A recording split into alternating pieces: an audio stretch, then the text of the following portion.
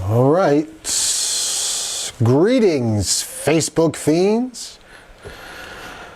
Welcome to Deadsville Daily Booze Live with Ronin James. I'm your host, Ronin James.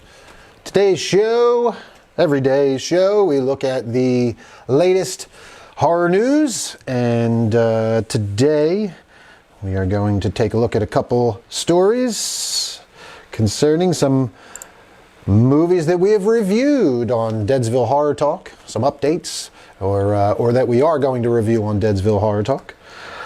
Before that, though, a bit about me. I am Deadsville director Ronin James.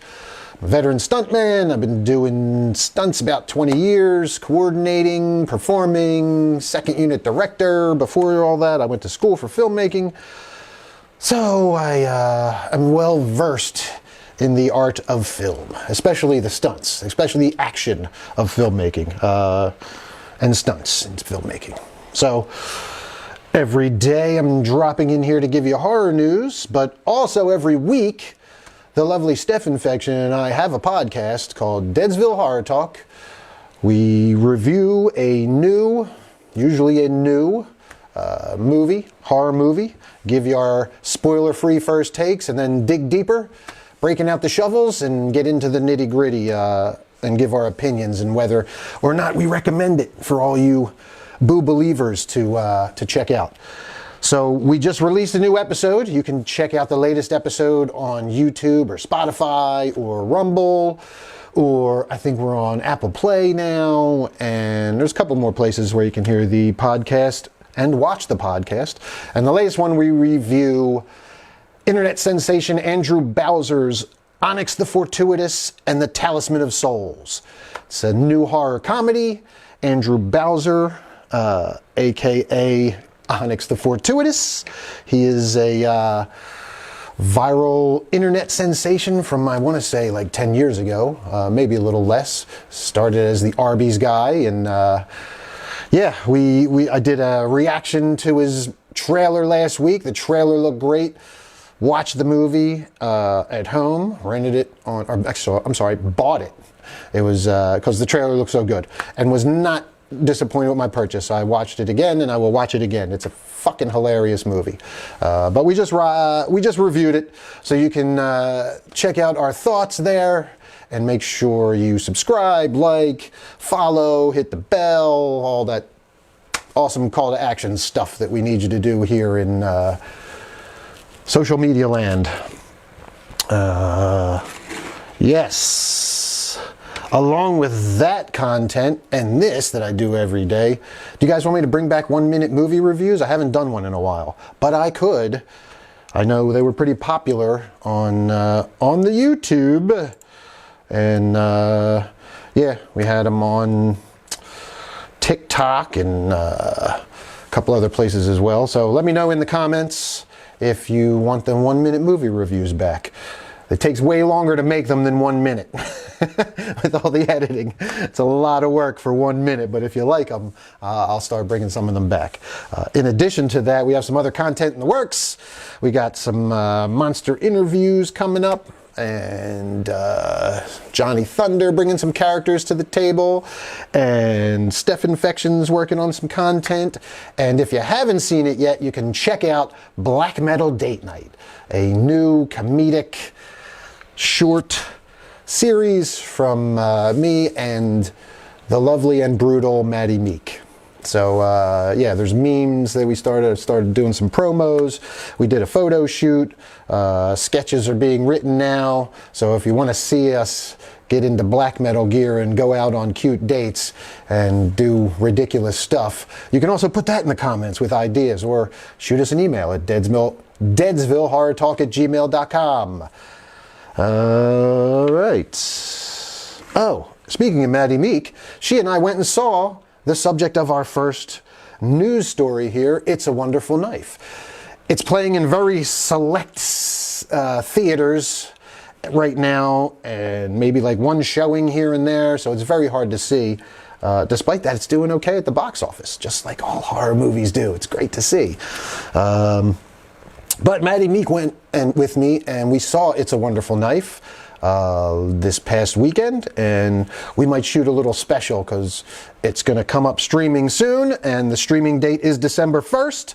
So we want to make sure that we get a horror talk review of it out there ahead of the streaming date, so all you people can listen to the spoiler-free first takes and decide if you want to watch it when it drops on December 1st. So that being said, boom, let's jump on over here and go picture in picture. And our first news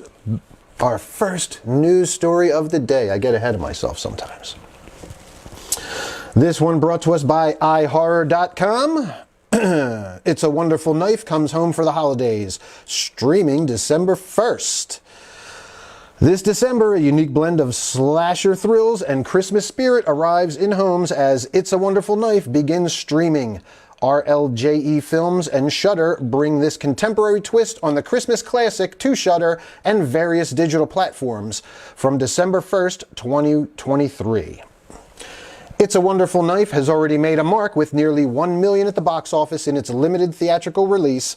As it transitions to streaming, more horror fans will get a chance to watch this holiday horror. And yeah, $1 million, I mean, that's not bad. Considering it was playing in one theater near me with one showtime at 9:50, and then the only other one in anywhere close was like 2 hours away, playing at 11 a.m. in the morning. Now, I saw that it did come to a couple other Regal theaters. It's not even playing in AMC's that I saw, at least not near us. But I'm just wondering when these theaters are going to realize that horror movies make money, especially rated R horror movies. That's why everybody fucking bails and nobody wants to put them in the theaters, because they see rated R and they're afraid of a rated R tag, not realizing adults still like movies. Not everything has to be a PG-13 tween kid oriented blockbuster superhero movie. I love superhero movies, but everybody complains that, oh, everything's a superhero movie, everything, because superhero movies win in the box office. But you know what else can compete are horror movies, because you can make them cheaply, or lower budgets at least, for moderate budgets, and they can go into theaters and actually make money back, because adults like escapism too, and we like it in horror with blood and gore, and I think Terrifier 2 and hopefully Thanksgiving is proving that right now. So along with that, this movie in super limited release has done $1 million in the box office, and I'm sure it'll be pretty popular streaming when it gets there on December 1st. We've watched the trailer here a couple times. Do you guys want to watch it again? Let me come over here to Facebook and see if anybody's even with me here. Hey, all right. Brittany liked the 1-minute reviews, yes, and John Mahoney liked the 1-minute reviews. Okay, I'll try and bring some of those back. Have you watched the? I should do a 1-minute review for this. The It's a Wonderful Knife. Since, oh, sorry, got you guys behind the curtain there. Since it's the Christmas movie, and people are going to be looking right after Thanksgiving this week, so yeah, maybe I'll get the 1-minute movie review for It's a Wonderful Knife up next week, and you guys can check it out and see what you think. I did do a spoiler-free review of it, I think yesterday, so if you go to my YouTube page, our YouTube page, and check out the Daily Booze live from yesterday, I do a review on this one. But we can go back here. I'm going to finish out the story. Directed by Tyler McIntyre, who did Tragedy Girls, which is a really good kind of slasher twisted movie as well. Written by Michael Kennedy, who wrote Freaky. Another good one. This one is like a genre blending, like taking It's a Wonderful Life, the classic Christmas movie, and blending it with Scream, and you get It's a Wonderful Knife. Freaky took Freaky Friday and the slasher movie and blended them together to hilarious results as well. So it's not a surprise that this writer did a really great job with this script once again, doing this mashup. So the film follows the story of Winnie Carruthers a year after saving her town from a psychotic killer on Christmas Eve. Winnie finds herself in a parallel universe where her absence has led to dire consequences. Now she must confront the returning killer and fix the fractured reality. Starring Jane Widdop, Joel McHale, and Justin Long, the film boasts a cast that brings depth to this high-concept genre mashup. Critics note that while the film may not fully integrate its slasher and Christmas elements seamlessly, it delivers with strong performances and an emotional core that resonates with the holiday spirit. And they got an interview with director Tyler McIntyre here on iHorror.com. If you're interested, you can check that out. I might watch that a little later today.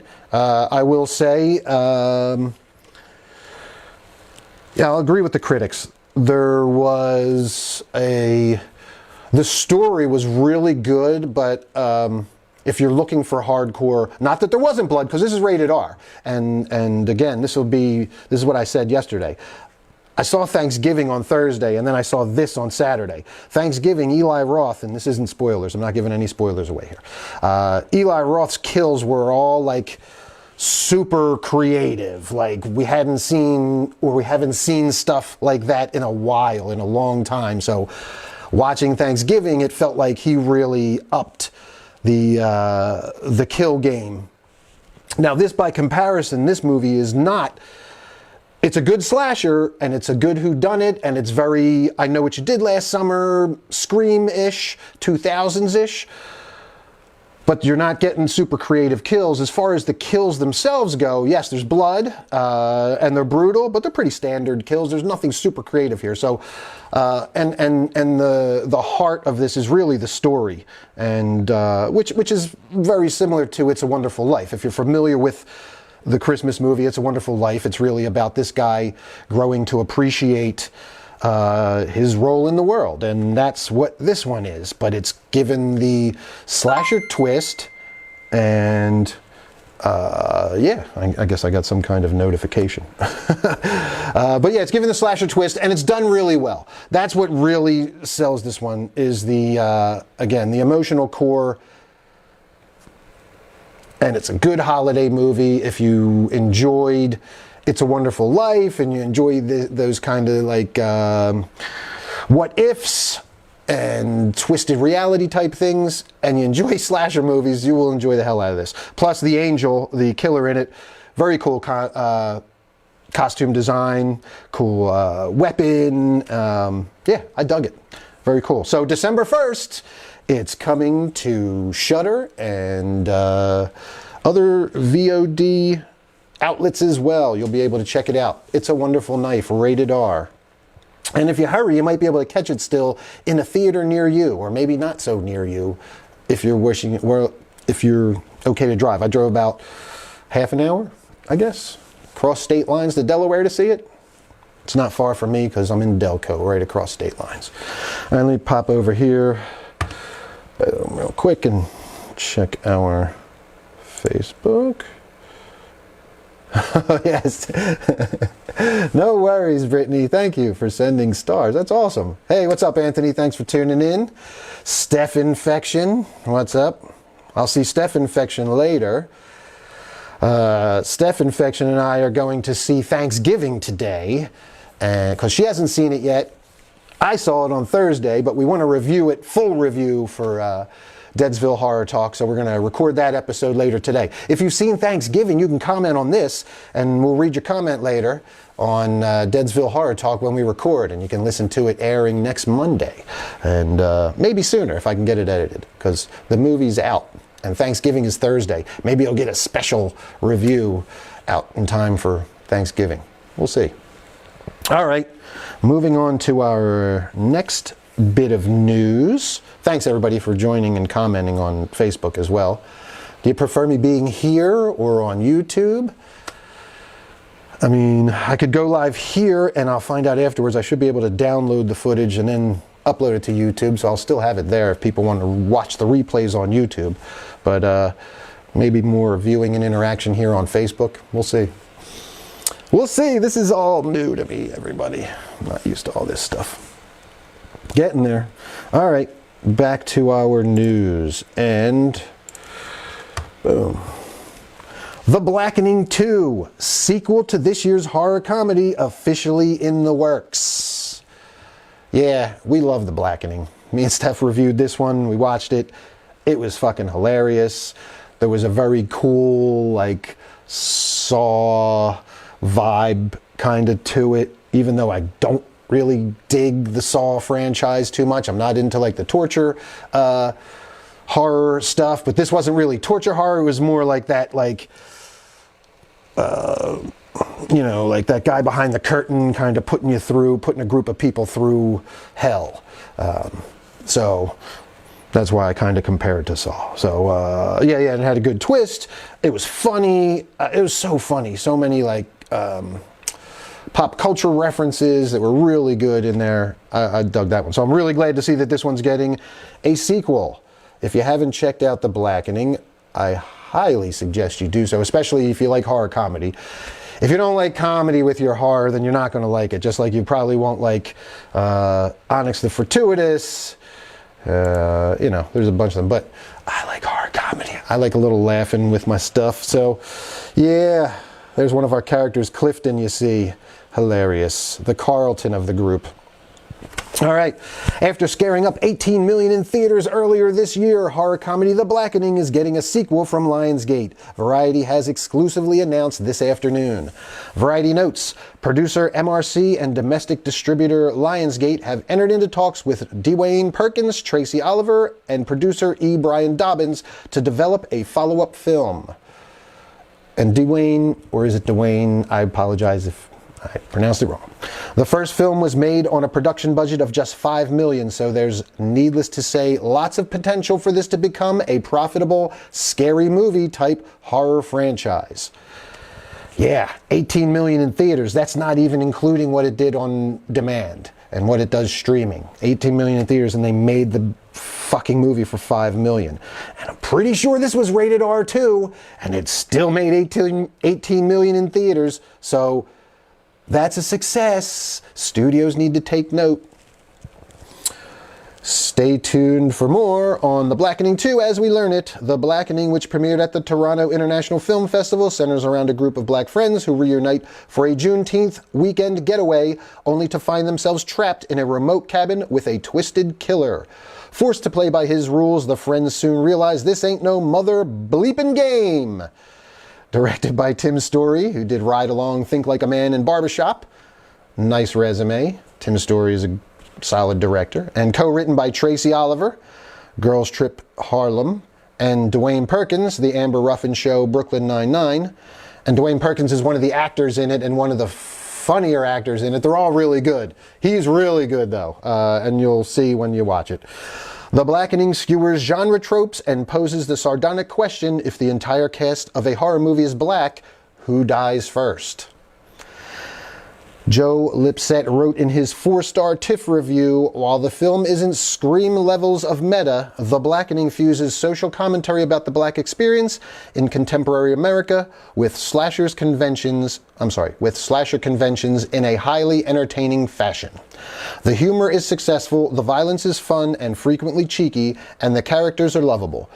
Joe's review for BD continues. In a slasher film, that's saying a lot. The Blackening stars Antoinette Robertson, Dwayne Perkins, Sinqua Walls, Grace Byers, Ex Mayo, Melvin Gregg, Jermaine Fowler, Yvonne Orji, and Jay Farrow.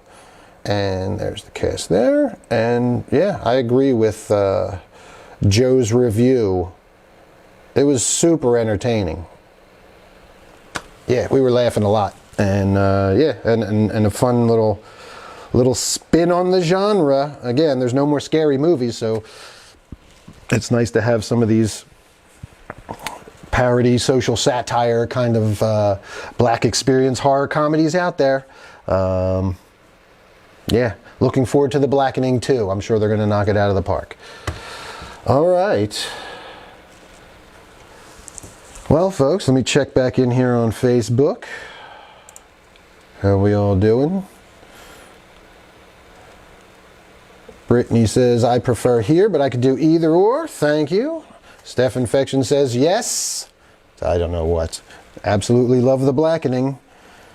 Yeah, agree. The Blackening was a fun one. All right, well, Did you watch The Blackening? Comment. How are you going to see It's a Wonderful Knife? Are you looking forward to it? Going to try and catch it in the theater? Have you seen it in the theater? That's the other question. Have you found any theaters that are even showing this movie? It feels like people don't even know it exists and it's out in movie theaters right now. We're trying to correct that and make people aware.